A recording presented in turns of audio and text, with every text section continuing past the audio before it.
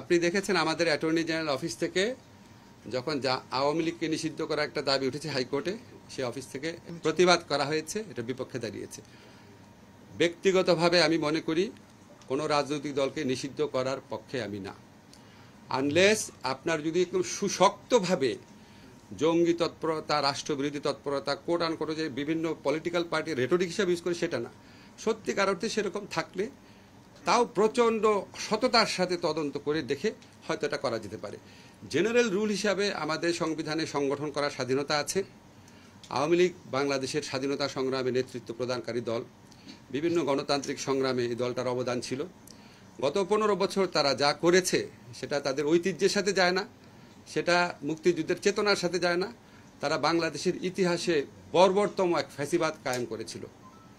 এই কর্মকাণ্ডের জন্য ব্যক্তিগত দায় থাকতে পারে, লিডারদের সামষ্টিক দায় থাকতে পারে। ব্যক্তিগতভাবে আমি বলছি, আওয়ামী লীগ নিষিদ্ধ করা মনে হয় না সমীচীন হবে। কি ধরনের, এটা তো আপনি খুবই জটিল টেকনিক্যাল কোয়েশ্চেন করেছেন। এটা একটা বিশেষজ্ঞ পর্যায়ে মতামত ছাড়া বলা সম্ভব না।